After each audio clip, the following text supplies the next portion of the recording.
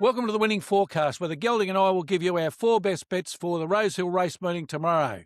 Gelding, we're steering clear of Sandown and Eagle Farm because they're both a heavy 8. Good afternoon, Professor. Good afternoon, listeners. Look, after a bit of correspondence between the two of us, we thought these tracks are both going to be unknowns. Sandowns are heavy already and rain's predicted tomorrow, so we don't know what the conditions will be like. And up at Eagle Farm, they've apparently copped heaps of rain. It's already a heavy 8. Again, not sure what the track will be tomorrow. Eagle Farm's supposed to be a very good draining track, but here we are on a Friday afternoon. We can't predict with any degree of certainty whether it's going to be a heavy 8 or a slow 6.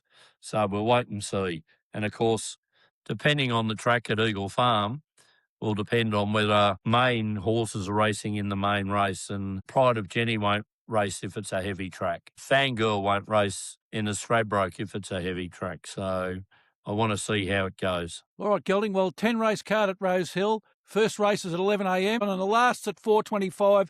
The feature race, race 8, the Queen Elizabeth II Cup, a listed race for 3-year-old horses and above over 2,400 metres, worth $200,000. The track's a soft 5. The rail's out 3 metres, so hopefully it'll be a fair track. All right. So we've got the Queen Elizabeth II Cup over 1.5 miles worth $200,000. And one of my tips is running around in the Queen Elizabeth Cup, Professor. But first of all, let me say, look, 21 degrees tip for Rosehill tomorrow with no rain. As you said, a soft 5 at the moment, but we may even get a good track, a good 4. So that's the reason we're going there. Now, Professor, first up, I'll be going a race 5, horse number 6, Surfs Up. This is a Chris Waller trained horse to be ridden by his apprentice, Grimmer. The horse is scheduled to carry 58 kgs, but with the apprentice I'm claiming 2, it carries only 56 kgs tomorrow, and this is after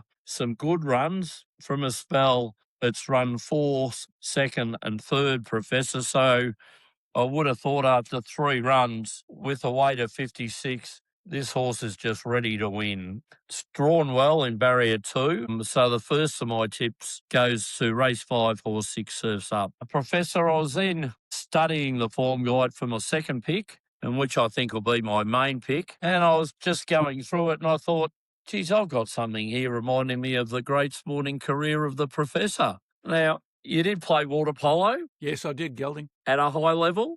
Oh, high enough. I thought, as a bit of an omen bet, I will be going race 8, horse 7, the Budgie Smuggler. So, in honour of you, Professor, we'll be going the Budgie Smuggler. Look, I think this horse could be the bet of the day, to be ridden by Gibbons at 53 kg, so it drops in weight from its last start. It's trained by Bjorn Baker, who's having a fantastic season, sitting second behind Chris Waller. And this horse is a bit of a Rosehill specialist, Professor. 3 starts at the track for 2 wins, and the 2 wins were at the distance of tomorrow's race. So for the track and distance, it's had 2 starts for 2 wins. As I said, it drops in weight, and I think could be the bet of the day tomorrow. So my 2 tips, Professor, are race 5, horse 6, Surfs Up, and in honour of you, race 8, horse 7, the Budgie Smuggler. And you like? Yes, Gelding. Unfortunately, I decided to tip in race 2, so I'll be getting up early to get down to get the bets on because that race is before midday. That'll get me up also to put the parlays on, Professor. Race 2, Midway Handicap. It's a benchmark 72 for 3-year-olds and above over 1,200 metres. In this race, Gelding, I like horse number 9, She Swings, out of barrier 8.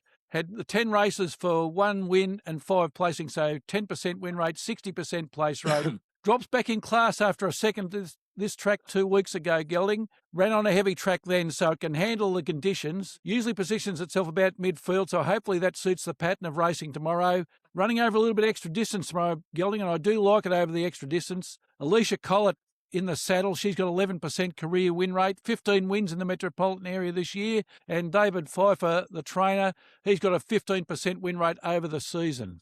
So race 2, horse number 9, She Swing. She can ride, Professor, so I like it. Nice odds? Yeah, very nice odds, Gelding. $4.60 and $1.60, so very good for each way punters. No, I like it, Professor. So good start for our parlays. Yes, Gelding. The next selection's in race 6, the RJ Partner Award Handicap.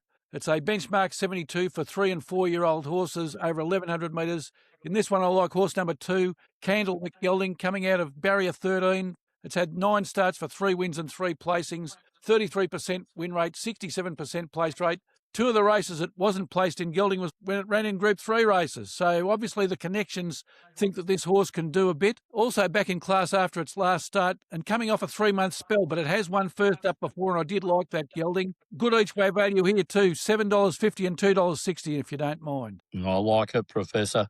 Drops from listed class back to a benchmark 72, which for our listeners, benchmark 72 is normally like a midweek race at Sandown, Professor. Yeah, so plenty to like about Candlewick Gelding. Sam Clipperton, you and I both like him. He's got an 11% win rate over the season and also had 15 wins in the metro area.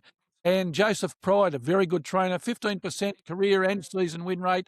He's 6th in the New South Wales Metropolitan Trainers Premiership Gelding with 36 wins. Yep, and can train, Professor. Yeah, he can, Gelding. So my 2 for tomorrow, race 2, horse number 9, She Swings, and race 6, horse number 2, Candlewick. Now, the Professor's Parlay Gelding, last week we went with Panaver, ran second, and played a very nice $2, although I believe you'd got a little bit more when you presented your ticket, Gelding. Yeah, $2.20, Professor. Oh, well done on taking advantage of special return because you're a frequent flyer. All right, well, so Panaver, and we parlayed that into the Sydney Swans to beat St Kilda. Heart was in my mouth there, Gelding. Jesus, were we lucky. All day until the last minutes.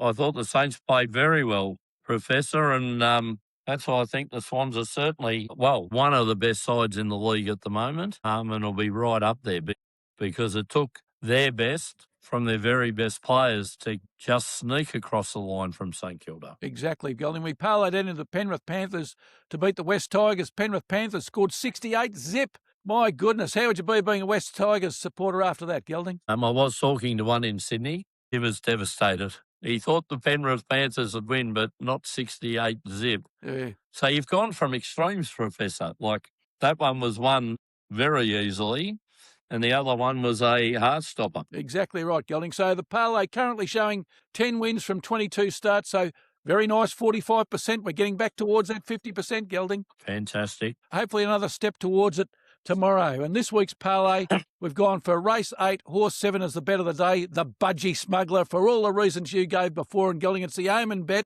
given that I played water polo. And you forget that I also swam competitively too. Yes, I was going to mention that.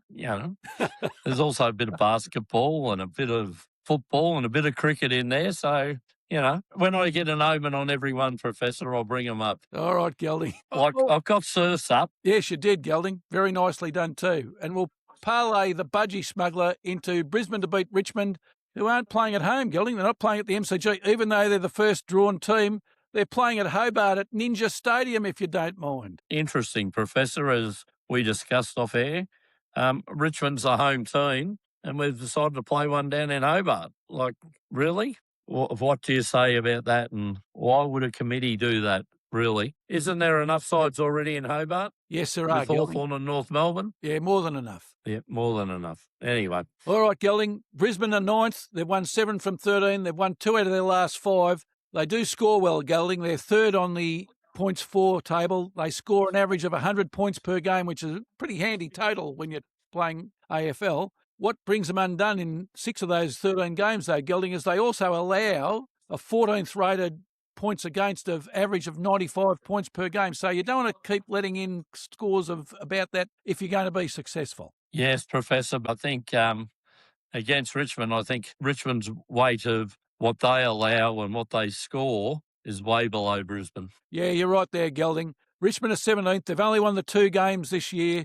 They've won 1 out of their last 5. Gelding, you're right when you said that they don't score very well. They're stone motherless last on the points for table. They only average 65 points per game. So when you've got Brisbane scoring an average of 100 points per game and Richmond scoring an average of 65 points per game, I think the result might be a pretty well foregone conclusion. They also allow in 108 points per game. So if you're only kicking 65 and you allow in 108, that's why you've only won 2. Ouch. Exactly right. Ouch. The bookies don't like them either, Gelding. 49.5 is the line. In excess of 8 goals the bookies are giving. Yeah, well, I can't say anything, Professor. When we played Sydney a couple of weeks ago, I had 16 goals in. and had to pay the bet by 3/4 time. Oh dear, Gelding. Yeah, I guarantee one thing. I wouldn't take Richmond with 8 goals in. No, I'm with you on that. All right, we'll parlay that into the NRL, Gelding. The New Zealand Warriors to beat the Cronulla Sharks. New Zealand Warriors playing at home. They've had a terrific season so far. They're second on the ladder. They've won 9 from 12. They've got a points differential of plus 154. They've won 4 out of their last 5. Their only loss was to Penrith, Gelding, and that's not a disgrace when you consider how well Penrith are going, because Penrith are top of the ladder. Cronulla Sharks have had an ordinary season, 8th on the ladder. They've only won 7 out of 12, points differential of plus 62. They've also won 4 from 5, but Cronulla Sharks having to travel across the Dutch. The line's 9.5, so the bookies don't like them either. In excess of a converted try, the difference. So tomorrow's Professor's Parlay, we're going for race 8, horse 7 at Rosehill, the Budgie Smuggler into Brisbane to beat Richmond, into New Zealand Warriors to beat Cronulla Sharks. And here's a special, Gelding, just to tack on for our regular winning forecast viewers. Let's have a little wager on Dallin Watine-Zelezniak, who plays for the New Zealand Warriors, to score a try tomorrow. He scored 6 tries in the last 5 games. He scored 14 in 12 games. He's averaging at least 1 a game, so I think he's a good bet to score a try. Beautiful. Beautiful, Professor. Bit of an added bonus to our listeners. Very much so, Gelding. All right, that's all from the winning forecast for this week. So until next week, it's good luck. And good punting. Responsible gambling is paramount. For support, contact the Gambling Help online at 1800 858 858 or visit gamblinghelponline.org.au.